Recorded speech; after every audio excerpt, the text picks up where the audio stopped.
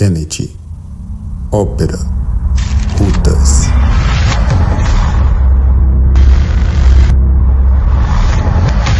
Satu, Repo, Isline, Supira, Lunas.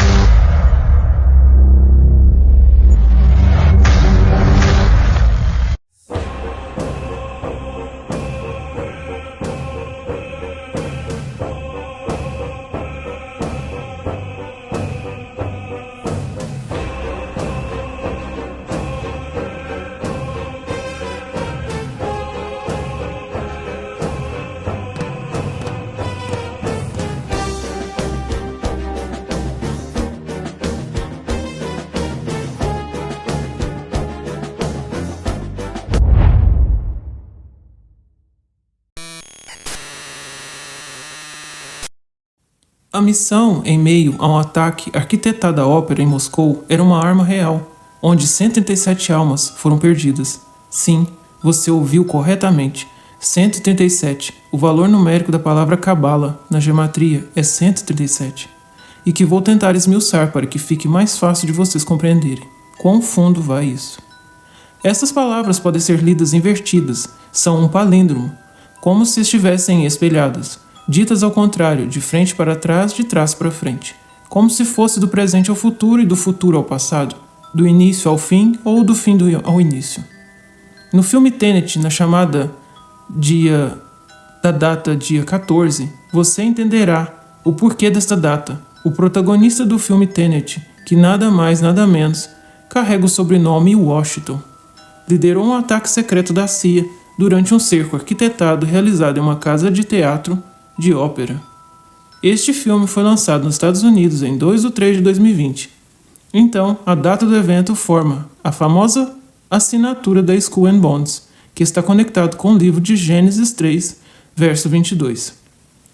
Mas vejamos que a maioria das pessoas elas não prosseguem em ler o verso 23, quando diz que Deus lançou fora do jardim do Éden para lavrar a própria terra de que foi tomado, ou seja, retirado, extraído. Para você entender melhor, vejamos o seguinte.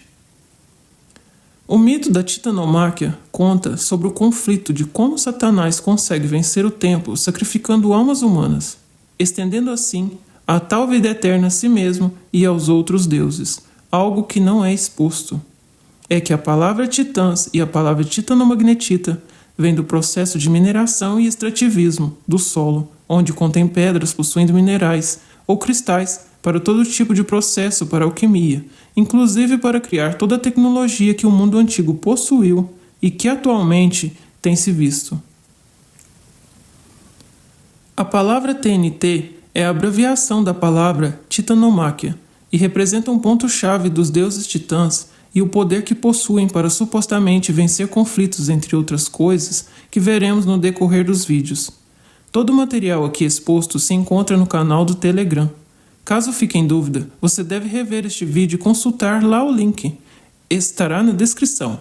Se inscreva para contribuir para novos materiais e compartilhe para que mais pessoas possam compreender essa história ocultada. Prosseguindo. Os titãs assim são chamados por suas características atribuídas aos seus superpoderes. Tubal-Caim é relatado nas escrituras sagradas. A sua capacidade extrativista é inteiramente associada à terra de Ur dos Caldeus. O que torna ainda mais interessante é que as terras onde possuem essas reservas de jazidas de ferro são chamadas de Urais, nome associado à terra de Ur dos Caldeus. A palavra caldeus, Ka'al, de alcalino, ou seja, produto explosivo, e Deus, de suas capacidades e poder. Os Ka'aldeus e seus alquímicos os tornaram famosos na tecnologia vista como bruxaria nos tempos antigos. Nas escrituras também relatam o uso e o emprego dessas pedras preciosas ou minerais e cristais presos ao peitoral do sacerdote do templo sagrado. Voltamos como foi dito anteriormente em Gênesis 3, 22 e 23, mais precisamente no verso 23, que diz que alguém que fora retirado do local, do solo, que era composto, como em Gênesis, que diz que também Adão foi retirado do pó, da terra para ser formada uma terceira e suposta pessoa. Também parece haver deixado o jardim do Éden e que também foram retirados do solo. Vejamos o que diz sobre Satanás em Ezequiel 28:13. Estiveste no Éden, jardim de Deus, de toda pedra preciosa era a tua cobertura, sardônio, topázio, diamante, turquesa, ônix, jaspe, safira, carbúnculo, esmeralda e ouro. Em ti se faziam os teus tambores e os teus pífaros, no dia em que foste criado, foram preparados. No verso 14, que eu quero que você entenda para este verso, é o seguinte: Tu eras o querubim ungido para cobrir, e te estabeleci no monte santo de Deus estavas, no meio das pedras afogueadas andavas. Perfeito eras nos teus caminhos desde o dia em que foste criado, até que se achou iniquidade em ti. Na multiplicação do teu comércio encheram o teu interior de violência e pecaste, por isso te lancei profanado do monte de Deus. E te fiz perecer, ó querubim cobridor, do meio das pedras afogueadas. E elevou-se o teu coração, por causa da tua formosura, corrompeste a tua sabedoria por causa do teu resplendor. Por terra te lancei, diante dos reis te pus, para que olhem para ti e contemplem. Então, não necessariamente preciso explicar onde quero chegar aqui, e gostaria que você fizesse a pergunta sobre como a materialização se dá no nosso meio e que em algum momento sei que obterá a resposta. Agora vamos para o palíndromo Sator. Ele é mágico e o mais famoso e importante, e a sua futura conexão com esse tema, ou seja, a frase que se lê da mesma forma da esquerda para a direita e da direita para a esquerda, que muitas vezes era escrito em 5 linhas, em forma de quadrado. O número 5 aqui representa a barca de Osíris, e o vórtice de suas 2 pontas entre o torus magnético ao centro, o seu poder de ir e vir, do início da vida ou do fim dela. No entanto, surgiu um super palíndromo, que também podia ser lido de cima para baixo e de baixo para cima. Além disso, a frase foi lida cruzada. A primeira linha da esquerda para a direita, a segunda da direita para a esquerda, e a terceira da esquerda para a direita, e assim por diante, em um padrão serpenteante. A praça mais antiga, com um palíndromo que é exatamente o Sator, em ordem das palavras um pouco diferente, foi descoberta em uma das colunas de Pompeia, uma cidade romana destruída por uma suposta erupção vulcânica em supostos 79 anos depois de Cristo. Em vídeos futuros vou explicar por que se chama praça. Os cientistas convencionais descobriram que os terremotos e o vulcão foram a somatória de outro evento muito mais estranho que ocorreu no local. Mas não há causa real da destruição de Pompeia. E mais, Pompeia foi inundada 2 vezes com uma possível enchente local. Uma avalanche ou chuva de lama de cinzas, ou talvez o solo tenha sido liquefeito algum tempo depois, conjuntamente.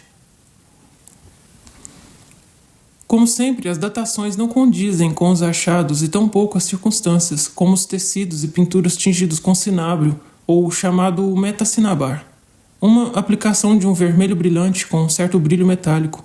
A pedra tornou-se a matéria-prima para as primeiras cores roxas da humanidade. Algo que foi feito pelos fenícios, pelos antigos egípcios, pelos habitantes de Ur dos Caldeus, na Babilônia, na antiga Mesopotâmia e pelos mestres de alquimia do mundo antigo. As peças e materiais encontrados provam quanto tinham conhecimento, pois a tinta, com o tempo, oxida, desbota e escurece, se não for feito por quem realmente entende do assunto. Portanto, a maioria dos fragmentos era usada juntamente com o ouro, devido à principal propriedade de condutividade elétrica e resistência à corrosão. O ouro não só impediria o processo, mas também poderia envolver outras propriedades que futuramente falarei, e que tenho de ter cuidado com as palavras por aqui. O escalarte metacinabar foi encontrado em rochas, pinturas de parede e outros afrescos que estranhamente sim pareceram desbotados, e depois vocês também entenderão o porquê. O aquecimento de minério separa o enxofre do mercúrio, produzindo metal prateado. Foram os vapores letais desse elemento que se espalharam também pelo ar da região. Lembre-se quando foi dito para que não se esquecessem quando eu mencionei sobre o enxofre. A palavra arepo não aparece no latim, o que pode significar que foi tomada de algum outro idioma. mas é porque tentaram exatamente esconder isso. Pode-se presumir que Arepo é um nome, como quem foi que pintou o quadro, no filme Tenet. E não me venha dizer que está vendo esse vídeo sem ter assistido o filme completo.